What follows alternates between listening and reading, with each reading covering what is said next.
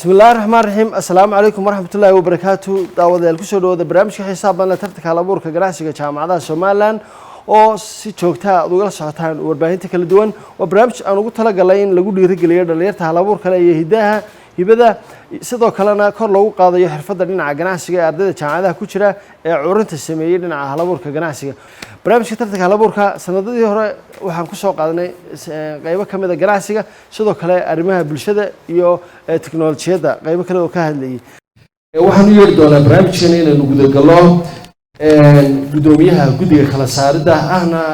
khabiirka barnaamijka inta badan hal-abuurkiisa iyo curintiisa kale Professor Mubarak Ibrahim R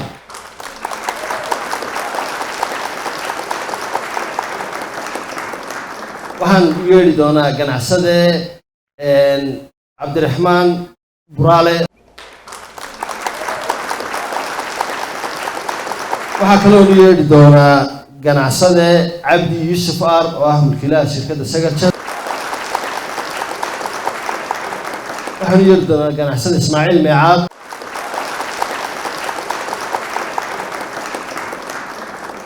waa kuma Cabdi Yusuf R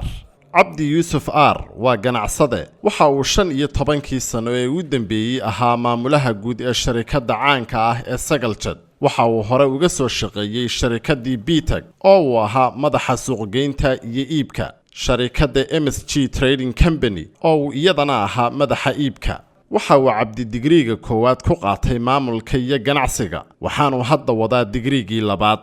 waa kuma Cabdiraxmaan Cali Xirsi Cabdiraxmaan Cali Xirsi waxa uu shahaadada heerka labaad ee masters ka qaatay jaamacad ku taala dalka Malaysia waxaanu ku takhasusay arrimaha maamulka iyo ganacsiga waxa uu ka soo shaqeeyay hay'adda PSI oo uu maamulayay mashaariic kala duwan sidoo kale wuxuu ka soo shaqeeyay hay'adda Africa Education Trust iyo Handicap International Cabdiraxmaan waa aasaasaha iyo gudoomiyaha shirkadda Hasi Consultant oo hadda ka shaqeysa dhammaan geeska Afrika isla markaana xarumo ku leh magaalooyinka Hargeysa, Jigjiga iyo Muqdisho waa kuma Ismaaciil Meecaad Ismaaciil Meecaad wuxuu shahaadada heerka labaad ee masterta ka qaatay jaamacad ku taala magaalada London Ismaaciil waxa uu ka mid yahay maamulka sare ee shirkadda Meecaad Group waana aasaasaha xarunta tababarka iyo shaqaabuurka dhalinyarada ee loo yaqaano Borama Job Center taas oo kumanaan dhalinyaro ahi xirfado iyo carbis shaqaba kaga faa'iideysteen Ismaaciil Meecaad waa aqoonyahan ganacsato ah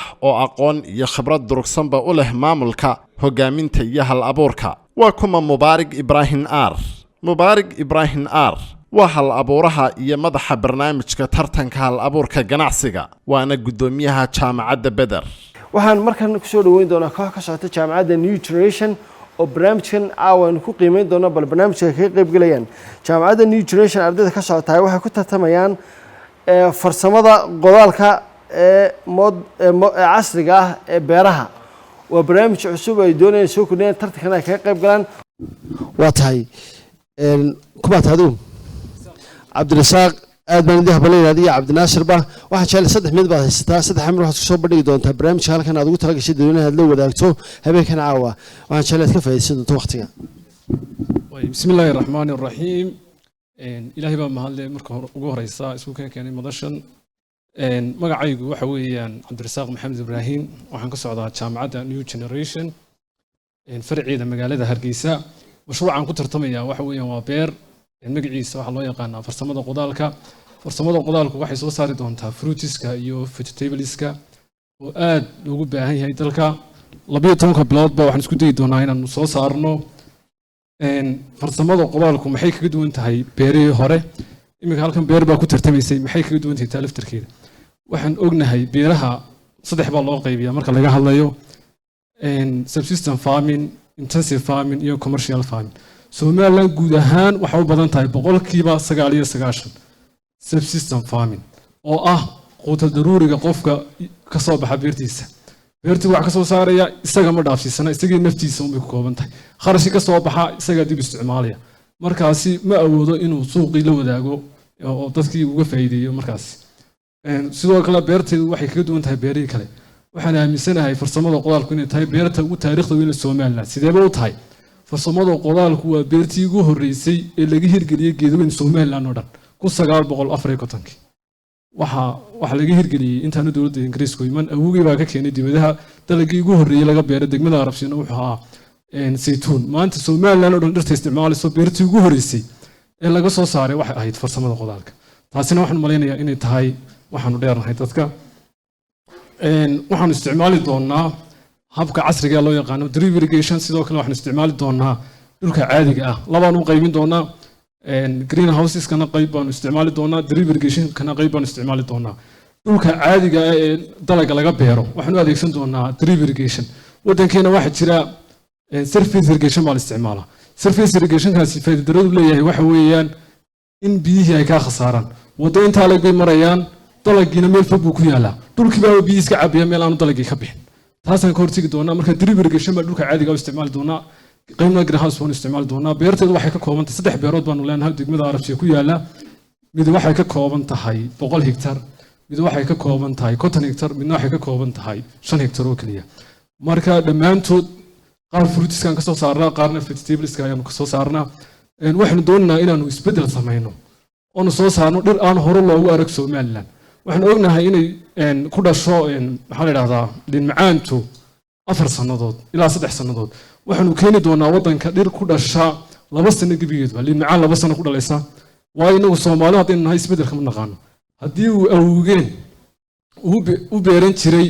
qaabka dhirta inuu sidoo been wali beerina caalamku waxyaabo inaga horumareen waxa kamid ah waxay isticmaalaan isbedelka oo dalag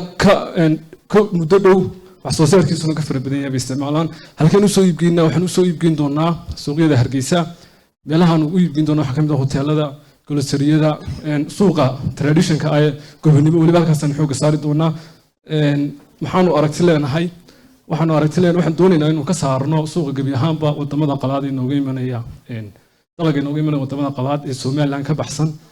sidee baan macmiilka soo jeedinaa 3 qodob baan soo jeedinaa macmiilka koow waxaan soo jeedinaa inuu qiimo hoos ugu dhigno salaam faarax 9,000 buu siyaa tamaandhada 6,000 baan siinaa 5,000 baan ka jibinaa anigu khasaarin sidoo kale haddii uu naga iibsado 20 kiilo saxaarad waxaanu markaasi aan ugu dari doonaa 1 kiilo oo bilaasha aad buu maasay ardaygaasi waxaan jeclahay shacabka u tuntaan ila soo dhaweysaan si fiican buu soo bandhigay waxa weeye waa Cabdirasaaq Maxamed Ibrahim iyo Cabdinaasir Cumar Xuseen waxaan ku wareejinayaa xubnaha guddiga mashruucaasi qodaalka farsamada ay soo bandhigeen bal qiimaynta horeysa ay bixinayaan waxaan ku soo dhaweynayaa Ismaaciil Meecad akhyaarta soo jeedis barnaamijka aniga waxaan siinaa 50% waa tahay Cabdi Yusuf 50% Cabdiraxmaan Buraale marka hore waan idin hambalyeeynayaa waan idin duceynayaa guul waan idin rajeynayaa 45 waa tahay waxa laga yaabaa barnaamijka intuu ku wada jirno dadka hadalkooda loo oran u yihiin sidoo kale marka wax la diyaarinayo ma la qorayo aad baa taaliftigeeda loo kala yaqaanaa waxaan geli doonaa qaybtii labaad ee ahayd bal in ardaydaasi isdifaacaan in xubnaha guddiga halka fadhiga ka dhaadhiciyaan mashruucan ay soo bandhigeen oo qoraalka ay guddidu ku haysteen oo qiimeyntooda hore wax ka bedeli doonaan maskaxdooda ama ay u kordhin doonaan dhibco badan ay ku hanan doonaan waxa ku xidhnaan doonta sida isku difaacaan iyo awoodda u leeyihiin in ganacsigooda ay difaacaan ama hadalka qaabka u gudbinayaan waxaan ku soo dhaweynayaa Cabdirasaaq iyo Cabdinaasir oo guul u rajeynayo iyo xubnaha guddiga aan u kala baxo waxaan ugu horeysiin doonaa Cabdi Yusuf ama aan idhaahdeen Ismaaciil Meecad mahadsantiin kulley business markaad ku jirto caqabado badan bay iska leedahay laga yaabaa su'aalahayguna qaar ka mid ah noqon karaan marka wax niyad jabayaan jirin baan marka hore aan idinku oran lahaa dhammaantiin waxaan isweydiinayaa beer taariikhdaas ilaa 1954 ilaa intaasoo dhan soo socotay taariikh dheer bay leedahay runtii waxyaabaha aad codsateen hadda aad lacagtan aad sheegteen aad ku isticmaalaysaana waa qalabkii basiga ee beerta laga wadayay marka laga yimaado dhowr item oo drip irrigationkii waxyaabahaasi cusub marka laga yimaado marka bal sidee lagu qanci karaa ganacsi ahaan intaa hadda aad ku shaqaynayseen ee beerta ay socotay inay wax soo saar iyo faa'iido ay samayn karto waxaa jirta san hore soo sheegay beeraha Soomaaliya waxay u badan yihiin subsistence farming aniga waa weyn markuu noolaa beertayda wax loo beeri jiray subsistence farming oo ah qofka iyo noloshiisa inay ku tiirsan tahay beertii oo soo dhaafsiisanayn sidoo kale waqtiga balaga la beeri jiray dadka qaar baa cabsi ka qabay tusaale ahaan oo kale wax laga sheekeeyay in saytuunka markii ugu horeysay la beeray ay dadku qaar moodayeen inay ku dhimanayaan markii ugu horeysay ugu beeray marka waqtigaasi maxaanu soo iibin lahaynba waaba laga baqayay dalagii qaar baa ka baqayay dalagii maxaa la soo iibin dadkii baan fahansanaynba marka muddo intaa leeg iyo maanta maxay ku kala duwan yihiin waxay ku kala duwan maanta waxaan isticmaalnaa drip irrigation hab casri ah isticmaalnaa marka waxaan ka dhignaa beerta commercial marka hore maxay ahayd subsistence farming baa marka waxaan doonaynaa inaan ka dhigno qaab commercial anagoo isticmaalnaa greenhouse iyo kuwaas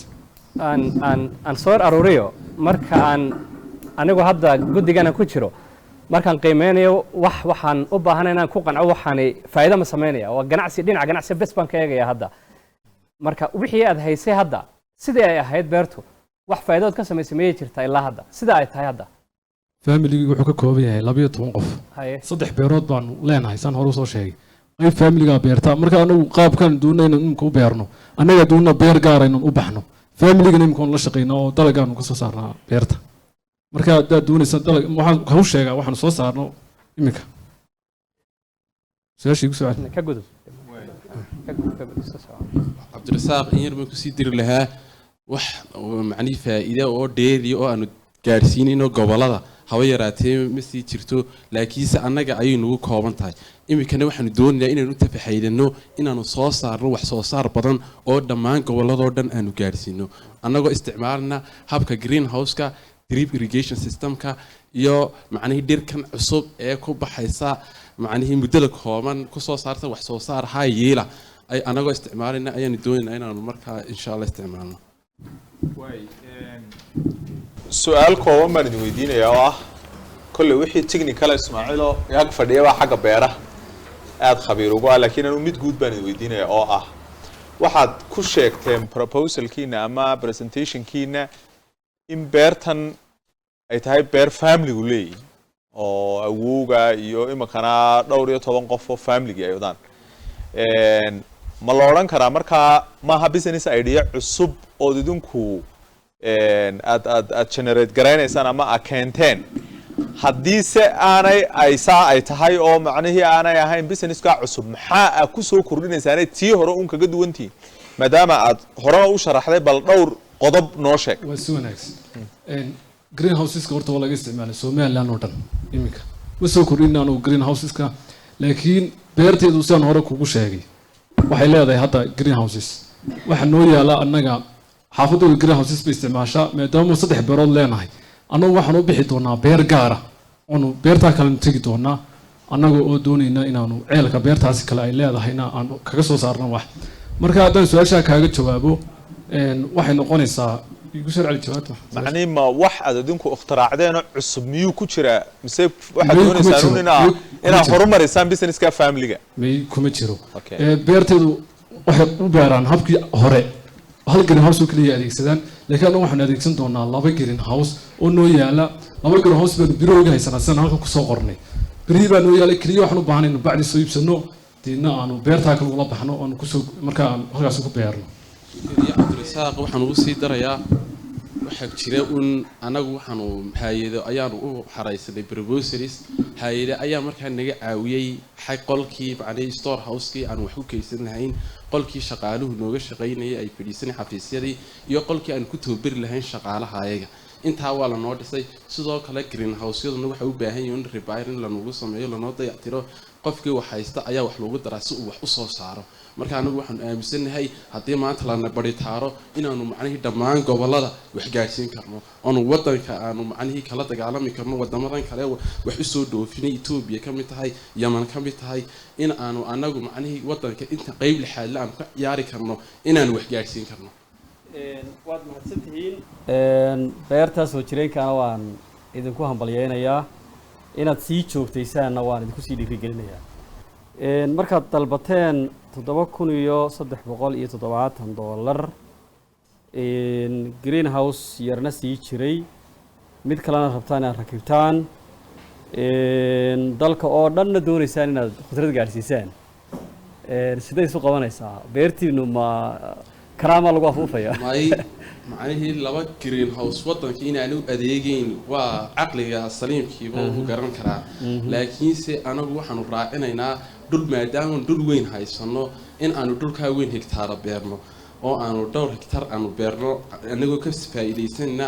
macnihii roobka oo samayn doona roobka biyaha roobka qabsan doona biyaha ugu badan waxaan u isticmaali doonaa qaybta macnihii dhulka caadiga u isticmaali doonaa irrigate laakiin se green house-yada waxaan u isticmaali doonaa insha Allah 30% sababtoo ah green house-ku biyo badan ma qaato dhirta waxaan garanay inay biyo yar ka umubaxayaan sidoo kale drip irrigation system oo isticmaalayo biyaha ugu badan waxaan u isticmaali doonaa marka dhulka anagoo ka soo saari doona 1 hectare ugu yaraan $60,000 anagoo ka soo saari su-aasha kale aad weydiinaya waxay tahay waxoogaa business modelkiin waxaad moodaa inaanu aad u caddayn ma cash cropka ama khudradda tusaale ahaan oo kale fudud ayaad iibinaysa ayaad beeraysaan masiir dabadeed baa keenaysaan oo maaragtay liin iyo maxay dhirweyna ma waxaad iibinaysaan muxuu ahaaye nursery baad tihiinoo dhirtii intaa beertaan baad iibinaysaan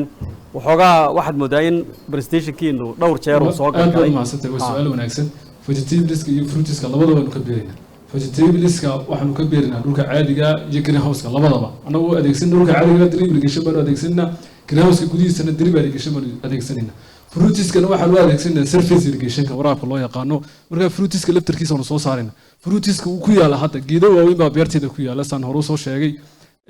bisha 12aad ilaa bisha 3aad waxaanu soo saarnaa liin macaantaanu soo saarnaa bisha 2aad ilaa bisha 6aad inta u dhaxaysa waxaan soo saarnaa amba bobayga bisha 6aad ilaa bisha 9aad inta u dhaxaysa waxaan soo saarnaa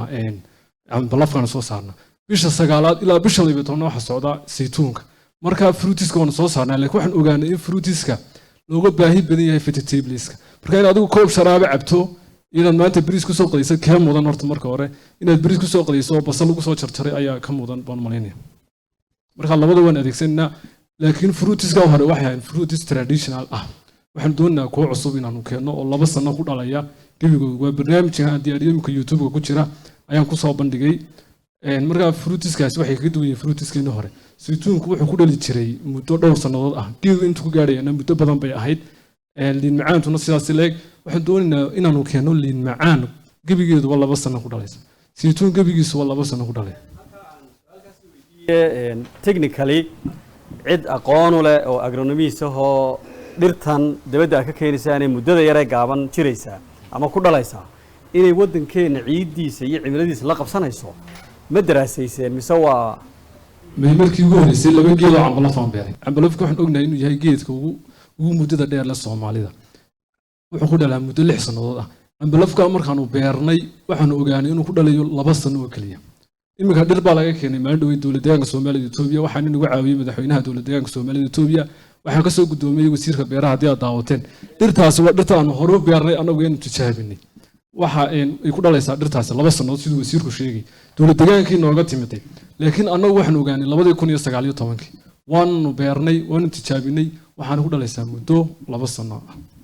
markaas ay kaga duwan tahay dhirteena caadiga inagu hadii Soomaaliyeed nahay isbedel kama naqaano haddii tusaale ahaan oo kale awgaa la xoxda ku cuni jiray zero ilaa imika zero baynu ku cunaa isbedel kama naqaano haddii awgeen dhirta saa ugu beeri jiray maxay noo diideen inagu isbedel sameyno oo beeraha caalamka la jaan qaadno iyo ku yitoo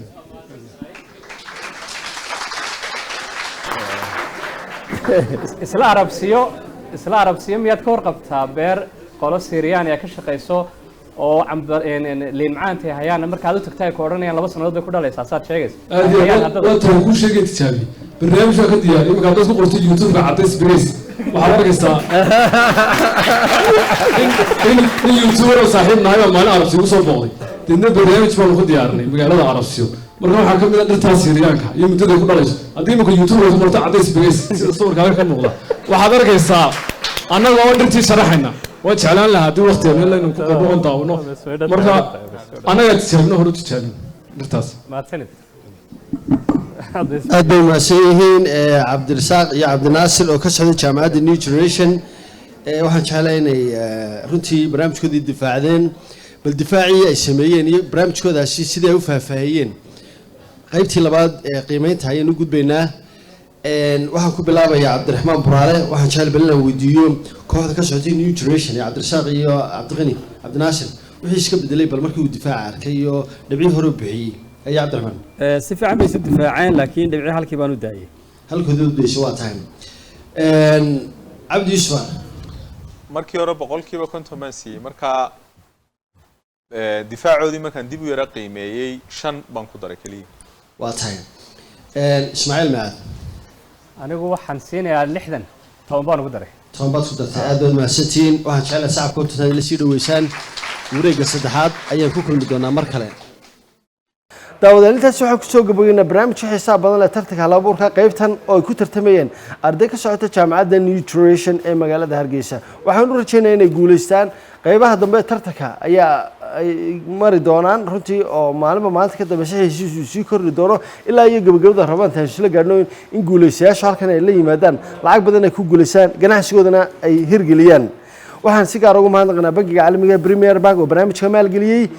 barnaamijka waxaa martigeliyay iguna jaamacadda badan oo iyana u mahadnaqano iyo howlwadeenada kale ee ugu horeeyeen xubnaha guddiga Professor Ar iyo dhammaanba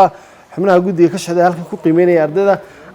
tirada badan ee barnaamijkan sida joogtaan oo la qayb qaatay iyana waan u mahadnaqayaa iyo howlwadeenada kale dhinaca duubista ku hawlan dhammaantiin waxaan ku dhaafanaa assalaamu calaykum waraxmatullaahi tacaala wabarakaatuh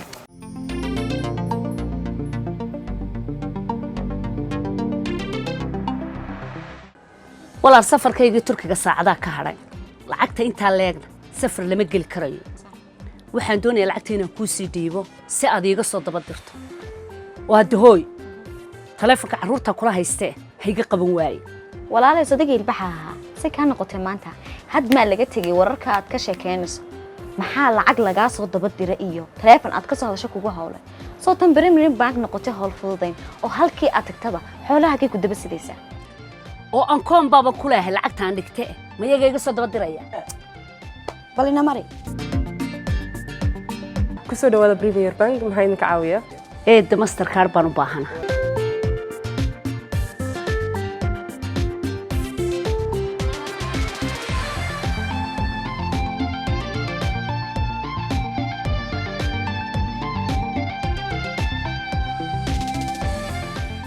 hadda dalbo oo hadda hel